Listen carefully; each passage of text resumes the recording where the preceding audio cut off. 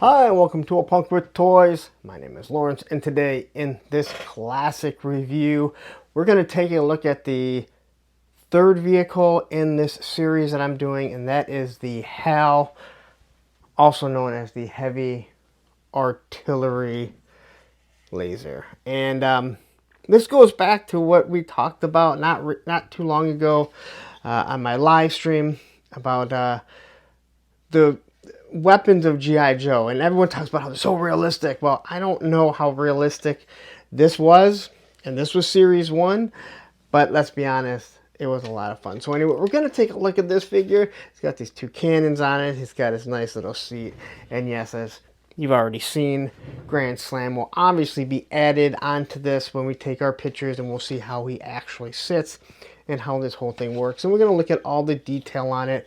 And we're talking about going back all the way to 1982 when this thing was put out into 83. But obviously it was designed much earlier. They talked about it. It usually takes about 18 months to design a figure, let alone a vehicle. So you would think that probably around 1980 into 81 is they were developing stuff like this. So anyway, we're going to take a look at this. I can't wait. And again, I'll kind of reiterate the story. This was my first vehicle that I got, the Vamp, this and the Vamp. And you know what? I'm not going to reiterate it, because what I'm going to do is I'm going to tell you, go back to the Vamp review or go back to Grand Slam where you can actually hear the story about how I actually got this. But I'm assuming you guys have already watched that. So anyway, let's get into this. But if you like this type of stuff, you want to see the classic vehicles and artillery, I guess you could say, reviewed, take a second, hit that like button, hit that subscribe button, then hit that bell notification so you're notified every time I drop a classic vehicle, artillery, stationary bike, whatever it is, review. Let's go.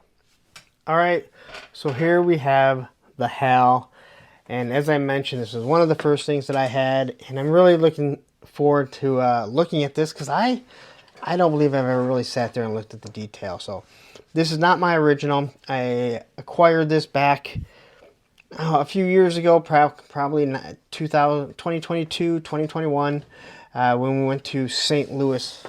All right, so looking at this here, there's some wonderful, wonderful detail that I can already see. And I know it always had detail, but who knows what it was before. So it looks like we have some ventilation here. All that runs right down there. Here you have what looks like a couple little hinges. So this is supposed to actually flip up. It does not, and I'm not going to be mad about it. And obviously you have some ventilation right here with the G.I. Joe. And then the designation on the back. This is why my dad hated putting on stickers. All right. Here we have some nice little, what looks like rivets, and then some just technology, some design that's put in there to give it a little bit of a feel. And same with here. And they made them both the same because this is a dual cannon. All right. And just looking at it, it looks like they were trying to just make it look like, hey, there's some sort of wiring going on right here. Once we get here, all right, I would say this looks like some sort of coil. It is a laser cannon, and then you have these 2 pieces. Now, these 2 pieces, you have to be careful. I don't remember if you had to plug them in as a kid or if they came plugged in. But these 2 were both broken on my original. I tried gluing them 100 times. They never stayed on there. All right. And just looking at this here, it has what I essentially saw it to be just kind of like this. This is the ray gun that's kind of shooting out. All right. But detail is pretty nice there. When we get to this side here, all right, you're looking at, again, some more coils. I'm assuming everything is just firing from this, as this is basically a big, just a big ray gun, right?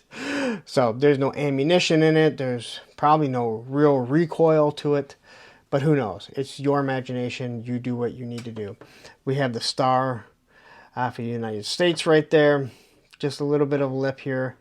And then you have this piece here, which I always thought was meant to be what it's supposed to actually rotate on. All right, and then just a few more little details of the mechanics that are working it.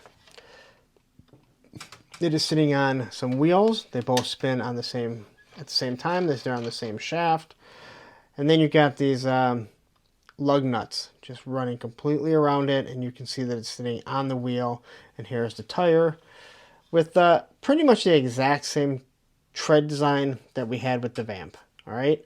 I think later on they may have went all the way through, but this is kind of where they glued it together, I believe, or they pressed it together. I'm not really sure how else to say it, and that would cause them to leave it flat.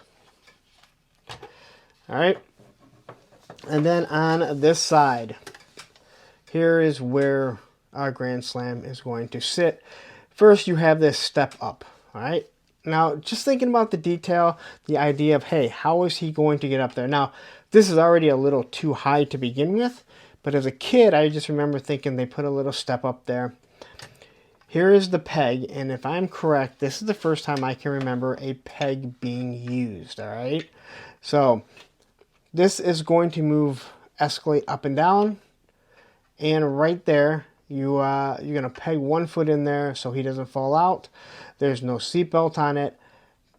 Different color, or two different plastics. These both snap in. This is a very commonly easily thing to lose, an easy part that gets lost along with this seat. Right here, it looks like it's also going to kind of control it. Here, I believe this is your firing mechanism. This is how it actually fires, which I always thought was pretty strange also. Here we have your heads up, and you can see that he has a plane that is marked in his sights right there. And then here, I would assume this is a count of how many planes he's taken down. Over here, you could actually put his feet straight forward if he's just sitting there. All right, those were meant to be, at least I always thought that your feet could sit straight into it. All right.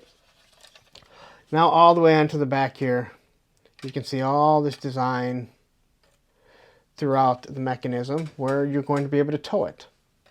All right. This piece does spin. All right.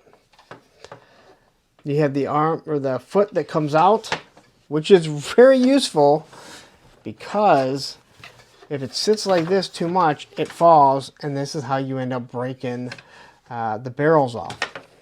So just be very careful. If you're packing this up, if you have one of these, you don't just want to throw it in with other vehicles because this thing will get broken. I promise you that. All right. Now, we could hook this up to the Vamp like so. You hook this up to the Vamp or the Mobat, and you could tow it. The Mobat was always more fun because it was electronic and pulled itself. So these are just going to swing out. If I am correct, I believe, how easy that thing comes off. Pop that right back on there. I used to always have it this way, and I don't believe I ever really realized, but the wheels actually don't touch the ground when it's in this stance. All right. If we pull it all the way over, same thing. So I never really realized that the wheels didn't hit the ground. It's actually lifted up. I'm assuming that is on purpose. That is another wonderful detail that they use because that's exactly what you would want. You wouldn't want your wheels down on the ground. You would want it put into the ground there. All right. But from everything that they're showing you, here's your hydraulics on it. All right. And again, they don't work, but it gives you that that idea that it works. Now, as for this, it is on a ratcheting system, and it does lift up. Do not do it too often because let's be 100% honest, 40 years later, I can't promise you that that's not going to break eventually.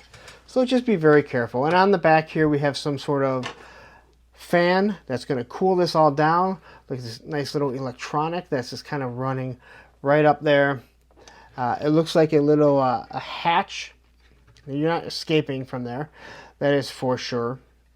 And again, I believe this was always meant to make it this gave you the illusion that this is how it moved up and down. And then you have some wiring, some conduit right there that's going to run right through there. And again, such a nice idea, a wonderful looking vehicle that they did, or I guess it's not technically a vehicle. Now, for this thing to go down, it actually goes down much easier, which means the way the ratcheting is set, it goes down much easier. I don't lift it up too often. Now, I knocked over a light. What's crazy is my saw vipers didn't go down. So all those people that complain that they can't stand their 6-inch figures, they're full of it. Anyway, I have not had a Grand Slam on this in many, many, many years. And so we're going to load up Grand Slam. And I'm going to show you what I was talking about. So when you look right there, his feet technically go inside like that. My guess is, I've bent his knees a little bit. My guess is they did this. I bet they did that design first before they said, you know what, these figures are not going to stand very easily. We have to find some way to get them to stand. Maybe they already had the holes in the feet, who knows, when they were working it into it, because Star Wars did. And then someone said, hey, you know what we can do? We can put the peg right there. And then when we pegged him in, and just be very careful. Be very careful when you're using the pegs, because not only do you not want it, like, he stands too high. He actually sits too high when you use that. Now I could probably push that down a little bit more. I'm not even going to try. But he actually sits up too high. So I have a feeling that peg was put in afterwards because they expect you to put the feet in right there. Now on the swivel arm, I believe you can actually get his hand. Oh yeah, I guess I can get his hand on this one right here. And then you throw his hand right there. So this guy is ready to take down. He's going to pop off. Oh my God, he did not. So he's going to... Look at that. What a wonderful, wonderful... I can't believe any of these ratcheting systems are still working 40 years later. Absolutely shocking. But, alright, this guy's got some rattlers to take down. As a matter of fact, I don't think they even had the rattler out yet. But he's taken out 5 of the Cobra planes, or whoever it is that he's attacking. And again, he can spin around. Man, a real American Hero stuff. Our 80s, we had a great childhood. All right, let's wrap this up. All right, so there you go. That is the classic review of the G.I. Joe, A Real American Hero, HAL. And as you can see, I still have Grand Slam in here. I'm not pushing this down because, one, I want to do a picture with it aimed up. And I think when it goes back in my display, I want in the up position. And like I mentioned earlier, I want to use the ratchet as little as possible. So if it stays in the up position, it is perfectly fine. I think that's how I'm going to use it. I'm going to leave it. But anyway, this is a wonderful, wonderful toy. Again, is it real? I don't know. Is this a real world weapon? Probably not. It does remind me of the Arnold Schwarzenegger movie Eraser with the rail system. But anyway, there it is. If you're into this, if you like this type of stuff, maybe this was the first vehicle you had. Maybe this is the one that your grandma bought you and you're like, oh my gosh, I remember it now. This is what these videos are for. I don't think that I'm breaking the internet, breaking the toy world by reviewing something like this. But it's nice to go back and be able to actually look at it as an adult and just say, man, the detail that they put on this, the designers, when they were making this stuff, it is second to none. End of story. So there you go. That is the classic review of the HAL. I'm going to get out of here. You stayed this long. That is awesome. And I appreciate it. Please take a second. Hit that like button. Hit that subscribe button. Hit that bell notification so you're notified every time I drop one of these, which right now it is Wednesday, Saturday, and Sunday. And let's just say I have a lot of figures to get through. So we're probably talking a couple years worth of content when it comes to this stuff. Anyway, I'm going to get out of here, but please don't go anywhere, because right now you're like, I did not see the Grand Slam. Well, right there is a link to that video, and down here is a playlist of all the classic videos that I've done. Take care.